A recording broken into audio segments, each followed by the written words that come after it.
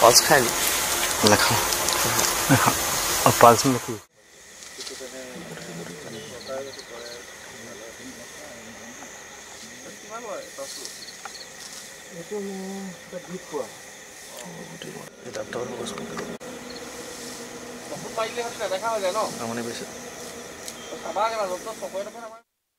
হয়, হাতী মানুহৰ সংঘাত গোলাঘাট জিলাখনৰ বাবে এটা চিনাকি নাম।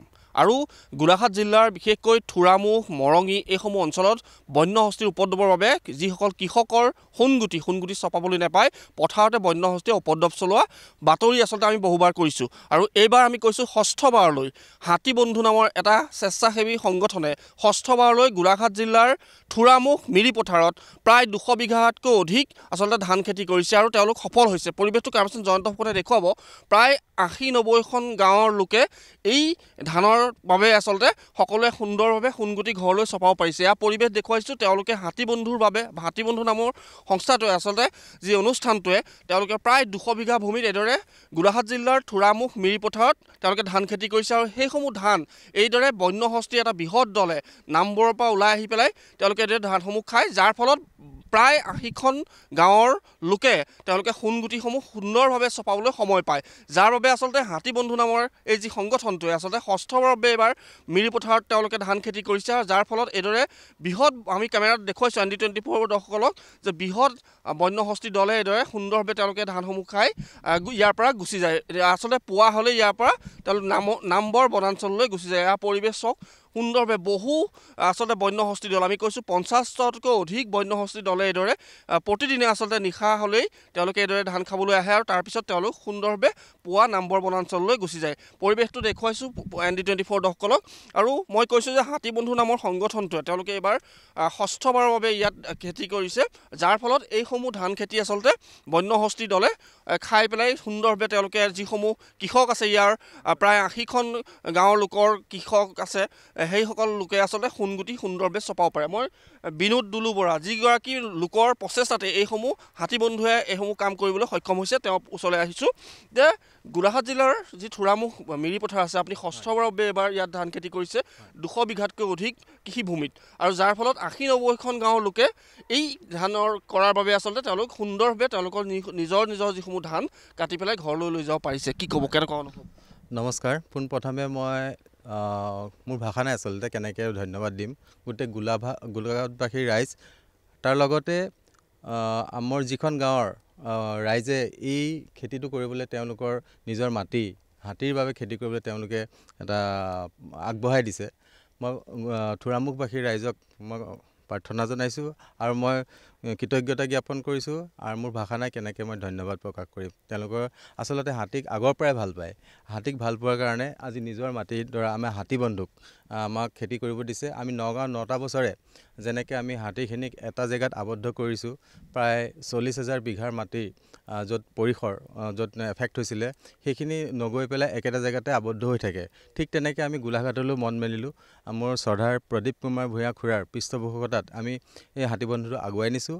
আৰু ইয়াতো আমি মেপিং কৰিলোঁ। মেপিং কৰাৰ পাছত গম পালোঁ যে মিৰি পথাৰত প্ৰায় 8-9 বছৰ ধৰি খেতি কৰিবলৈ বাদ দিলে। তেনে আমি গোটেই গাঁৱৰ ৰাইজৰ লগত মিলি আৰু বিশেষকৈ ৰাজীৱ গগৈ ডাঙৰীয়াক ধন্যবাদ দিব লাগিব। ইয়াৰ লগতে সকলোকে মই নাম ল'ব নোৱাৰিম, বহুত লোক আছে আমাক হেল্প কৰা, আৰু তেওঁলোকৰ প্ৰচেষ্টাত আমি খেতি কৰিব ল'লোঁ। আৰু মোৰ সতীৰ্থ ৰাজীৱ আছে, সিহঁতক লৈ আহি মই ইয়াত খেতি কৰিলোঁ। মোৰ মিছেছো আহিছে মেঘনাময়ী হাজৰিকা, আৰু খেতি কৰা একেটা প্ৰচেষ্টাৰে আমি যেনেকৈ নগাঁৱত এটা কৌশলগতভাৱে পাৰ্টকৈ খুৱাওঁ, ইয়াত ঠিক তেনেকৈ আজি 16টা দিন অতিক্ৰম হ'ল। তাৰ আগতো খাইছে। এই 16টা দিনত ৰাইজে যথেষ্ট সময় পায় আচলতে তেওঁলোকৰ সোণগুটিখিনি ঘৰলৈ চপাই নিবৰ কাৰণে। গতিকে এই হাতী বন্ধুৰ এটাই অভিপ্ৰায় যে আমি যদি কোএক্সিষ্টেণ্ট হাতীৰ লগত কৰোঁ বা হাতীক মৰম কৰোঁ, মৰমটো হাতেদি কৰাৰ কথা কোৱা নাই, এনেকৈও যদি খাদ্য প্ৰদান কৰোঁ আৰু কৌশলগতভাৱে যদি আমি পাৰ্টকৈ খুৱাওঁ, এটা সেই হাতীখিনি ইয়াতে আবদ্ধ হৈ থাকিব। ইয়াতে তেওঁলোকেও সংঘাত নিবিচাৰে আচলতে। তেওঁলোকে ইয়াত থাকি প্ৰায় 25টা দিন যদি আমি ইয়াত আবদ্ধ কৰি দিব পাৰোঁ, তেনেহ'লে সমগ্ৰ গোলাঘাট এটা পাৰ্টত য'ত নামবৰ দৈগুৰুঙৰ এটা পাৰ্টত সকলো খেতিয়কে সুন্দৰকৈ চপাই নিব। আজি 5টা বছৰে সেইটোৱেই মানে অবিৰতভাৱে সেইটোৱেই হৈ আছে। আৰু ইয়াৰ স্থানীয় ৰাইজে যিটো আমাক মানে আঁকোৱালি লৈছে, মোৰ ভাষা নাই যে মই কেনেকৈ তেওঁলোকক মই কৃতজ্ঞতা জ্ঞাপন কৰিম। 50তকৈ অধিক হাতী বন্য হয় হয়, এই মাত্ৰ এতিয়া আমি উৰেটোৰ নিশা আমি এই টঙি ঘৰতে কটাওঁ, আৰু এতিয়া 50-55 জনীয়া হাতী এটা আহিছে, হাতী জাকটো, আৰু তাৰ লগতে আৰু 30-40টা হাতী ইয়াত আৰু অলপ পাছতে আহিব। আৰু এইখিনি ইমান পৰিপাটিকৈ খায়, আমি য'লৈকে খাব দিওঁ তাৰ সেইখিনিলৈকে খাই আগ নাবাঢ়ে, আকৌ পিছদিনাখন আমি আকৌ 15-20 বিঘাকৈ এৰি দিওঁ। তেনেকৈ আমাৰ যিটো হাতীক আমি তেহেঁতৰ চাইক'লজি, আমি ইমান ধৰক চাইণ্টিষ্ট নহয়, তথাপিও আমি এইটোৱে জানো যে হাতীখিনিক যদি মৰম কৰোঁ তাৰ প্ৰত্যুত্তৰ হাতীয়ে মৰমে। এতিয়া চাওক, আপোনালোকে ইমান ৰাতিখন আহি আমাৰ এই পৰিৱেশটো জনাইছে, আৰু গোটেই থোৰামুখবাসীৰ ৰাইজৰ যিখিনি প্ৰচেষ্টা, আমি হাতী বন্ধু হয়, তেওঁলোকে আগৰ পৰাই হাতীক ভাল পায়। এইটো এটা মাধ্যম, হাতী বন্ধুটো তেওঁলোকে হাতী বন্ধুক মাধ্যম পাইছে হাতীক মৰম কৰিবলৈ, আৰু সেইখিনিক লৈ পেলাই আমি আগবাঢ়িছোঁ। আৰু হাতীয়ে সুন্দৰকৈ ইয়াত মানে সংঘাত বিৰিণ, আগতে চাওক ইয়াত মানুহ, হয় হয়, এটা জেগাত সংঘাত আছিলে, ইয়াৰ মানুহে আগতে খেদি যাব লাগে, টঙিত থাকিব লাগে, টঙিত থকা অৱস্থাত গছ জ্বলাই থাকিব লাগে, নানা বেমাৰ হয়, কিন্তু সেই পৰিৱেশটো এতিয়া লাহে লাহে কমি গৈছে। আৰু মই ইয়াৰ ডেকা ল'ৰাসকলকো ধন্যবাদ দিছোঁ, যিমান ৰাতিয়ে নহওক তেওঁলোকে আমাক কোঅপাৰেট কৰে, আৰু হাতীখিনি ইয়াত সুন্দৰকৈ আপোনালোকে নিজে দেখিছে চৰি থাকে।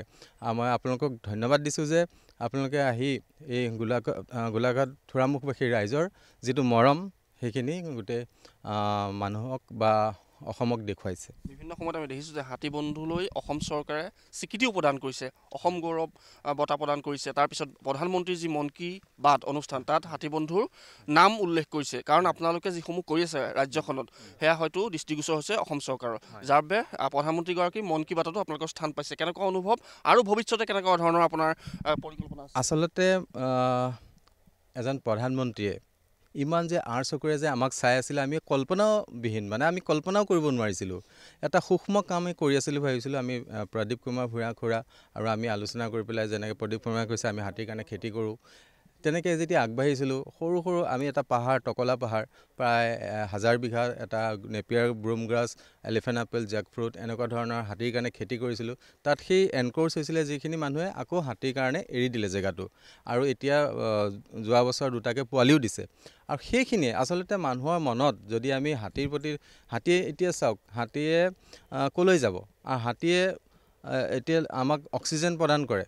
হাতীখিনিয়ে যদি নথকাহেঁতেন, সেই নাম্বৰ দৈগুৰুঙৰ মানুহ এজনো লগোৱা পাহাৰ বা জংঘল জানো হাতীয়ে খাই পেলাই আকৌ গোবৰত ওলাই যোৱাৰ পৰাই গুটি হয়। গতিকে হাতী নাথাকিলেও আমাৰ ক্ষতি হ'ব, আমি অক্সিজেনে নাপাম, কাৰণ গছ নাইকিয়া হৈ যাব।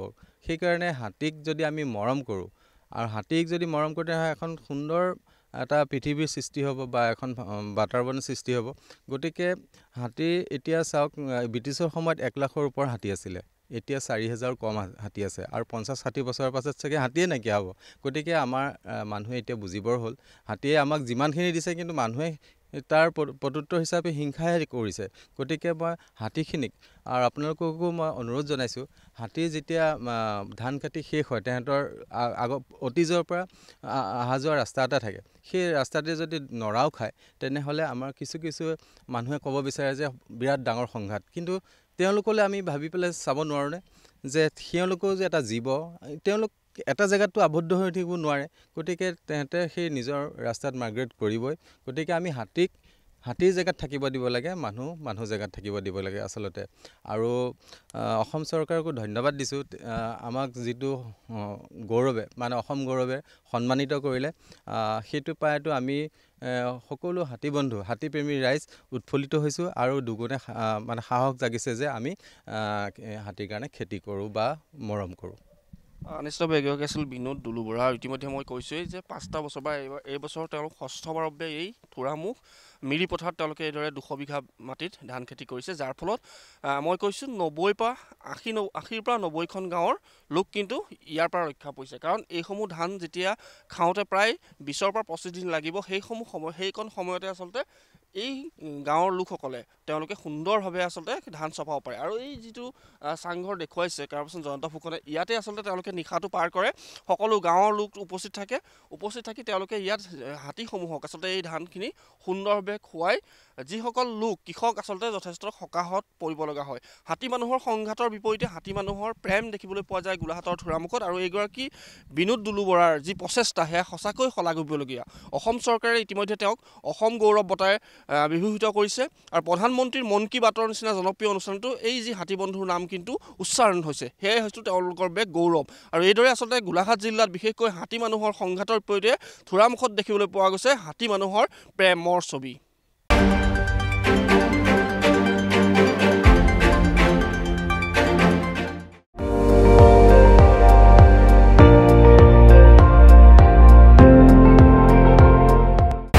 আপুনি চাই আছে ND24 সৰ্বশ্ৰেষ্ঠ নহয় সৰ্বোত্তমৰ দৌৰ।